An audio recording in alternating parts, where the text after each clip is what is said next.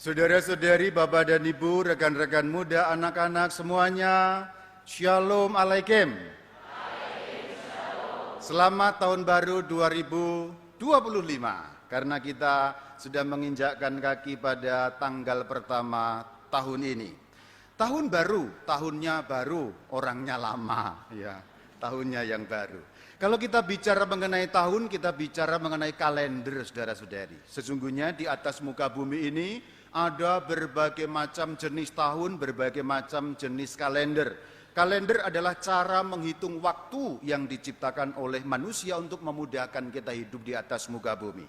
Yang kita populerkan atau yang kita pakai di mana-mana sebagai dasar perhitungan waktu sekarang ini, zaman modern ini, sudah ratusan tahun adalah namanya tahun Masehi.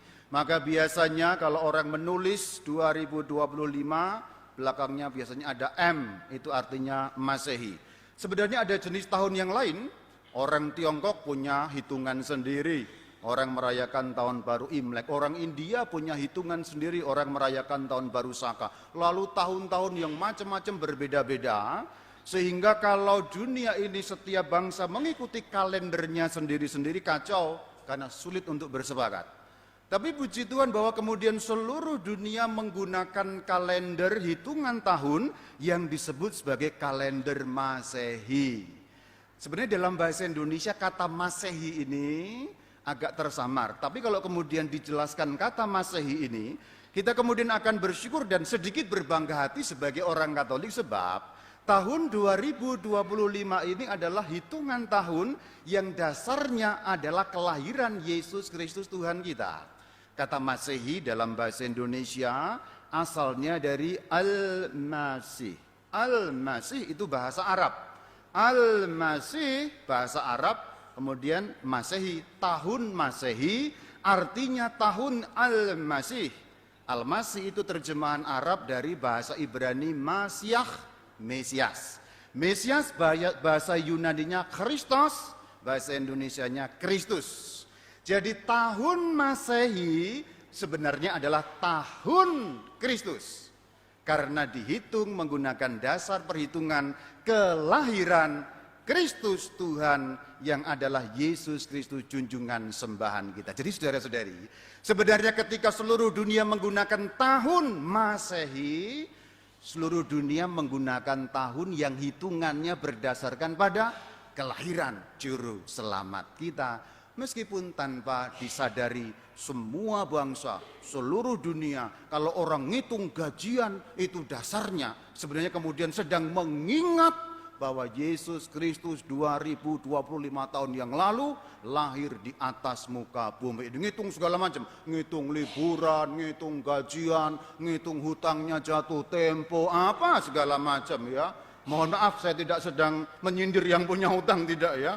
Ngitung hari perkawinan segala macam, semuanya dasarnya kelahiran Yesus Kristus Tuhan kita.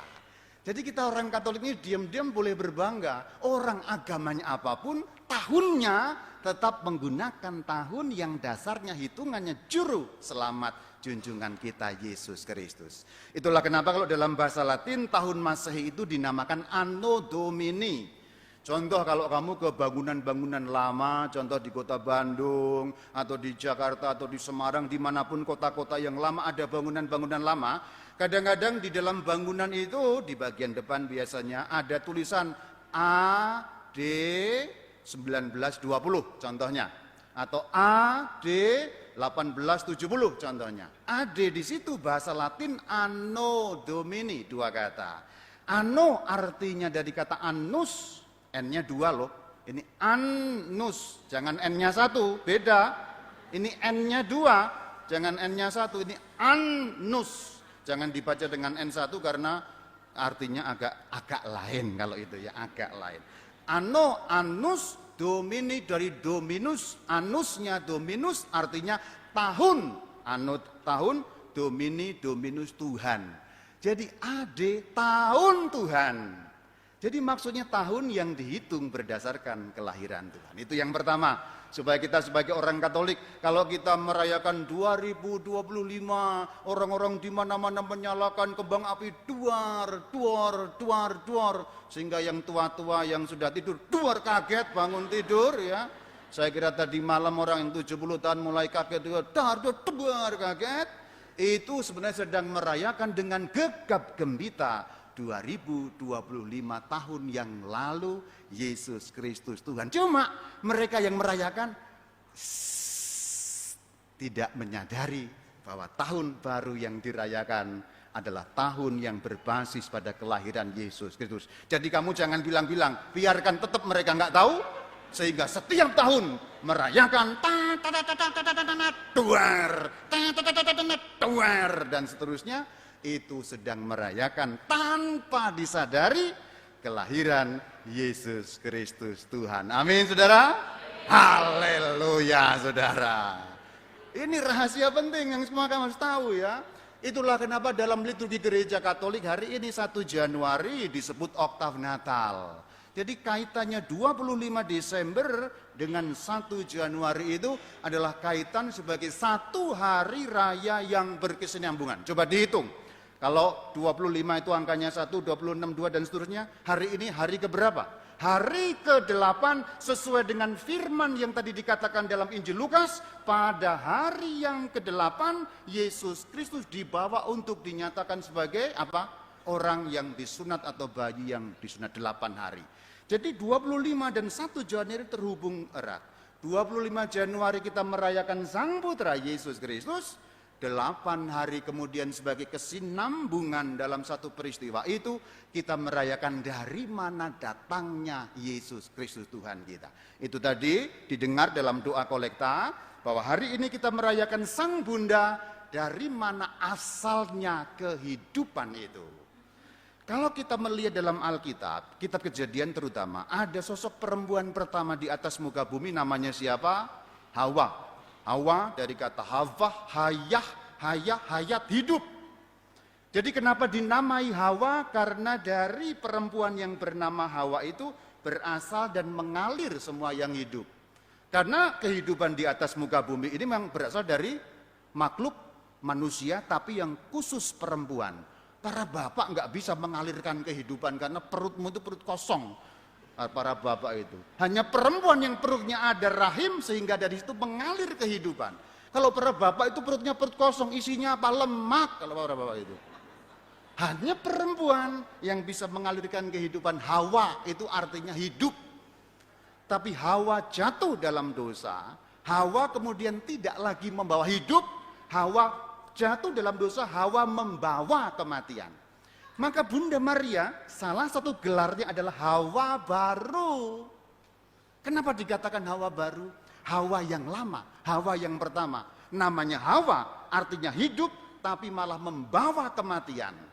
Maka ada Hawa baru, Bunda Maria. Kalau Hawa yang lama gagal menjalankan tugasnya, harusnya mendatangkan hidup tapi malah mendatangkan kematian, Sang Hawa baru bisa membalikkan keadaan. Hawa baru itu Bunda Maria membawakan kehidupan untuk kita.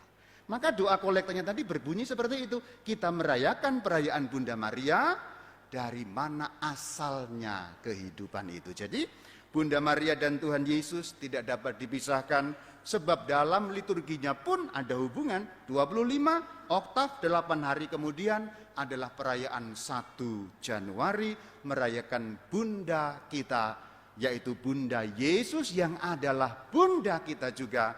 Maka kita setiap tahun membuka tahun ini dengan merayakan seorang ibu. Seorang ibu itu apa? Bahasa gampangnya, dari seorang ibu mengalir kehidupan. Dan dari ibu rohani kita, yaitu Bunda Maria, kiranya mengalir kehidupan di tahun ke depan ini. Sehingga halangan-halangan, sehingga apa yang mematikan, apa yang menghambatkan, apa yang menggagalkan, apa yang mengganggu, meskipun di sana sini banyak ramalan ini itu, banyak prediksi itu, kegaduhan macam-macam, PPN 20%, berapa? 12%. Ya, malah 20% udah deg-degan aja ya. 12%-nya deg-degan, apalagi 20 ya, macam-macam kegaduhan ini. Tetapi karena kita merayakan tahun yang baru ini berbasis pada seorang ibu, dari situ mengalir kehidupan yang bisa membalikkan keadaan. Meskipun tidak mudah, tidak bisa diprediksi, kita yakin dan percaya pada pertolongan Dia yang mengalirkan hidup kepada kita. Jadi itulah makna perayaan Santa Maria Bunda Allah. Terakhir, mari berterima kasih atas hadirnya kita di atas muka bumi ini melalui perantaraan seorang ibu. Jadi hari ini kita mau bersyukur atas ibu kita yang cerewet dan menjengkelkan itu. Saya tahu kita sebagai anak itu memang seringkali jengkel sama ibu kita, betul ya? Iya, itu sudah ngaku aja lah. Saya sama aja kok, iya sama aja. Kamu ya sama aja udah. Tapi dari ibu kita yang menjengkelkan dan cerewet dan kadang-kadang nyebelin itu, saya hanya mewakili kamu sebenarnya ya. Hanya mewakili perasaanmu sebenarnya. Dari mamah kita yang menjengkelkan, menyebalkan, mulutnya pengen kita plester itu. Saya juga cuma mewakili perasaanmu, enggak apa-apa. Tapi kita ada di atas muka bumi ini melalui seorang ibu. Jadi hari ini enggak usah bersyukur atas adanya bapak dulu lah, ya kapan-kapan aja. Bapak enggak penting hari ini loh ya. Kita bersyukur atas adanya ibu, Tuhan.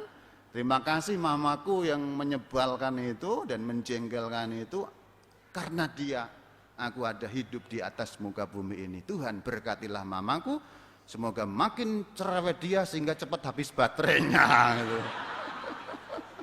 Kalau makin cerewet habis baterainya terus habis itu pendiam gitu kan, ya gitu loh. Sehingga nggak perlu dengar lagi.